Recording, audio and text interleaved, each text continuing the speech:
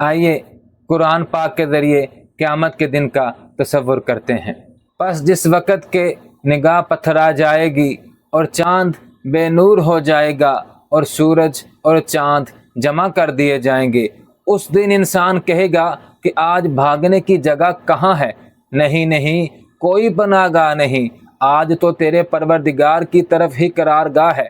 آج انسان کو اس کے آگے بھیجے ہوئے اور پیچھے چھوڑے ہوئے سے آگاہ کیا جائے گا، بلکہ انسان خود اپنے اوپر آپ حجت ہے، اگرچہ کتنے ہی بہانے پیش کرے۔ اللہ تعالیٰ کہہ رہا ہے کہ انسان خود جانتا ہے اس نے کیا کیا، چاہے وہ جتنے مرضی بہانے بنائے۔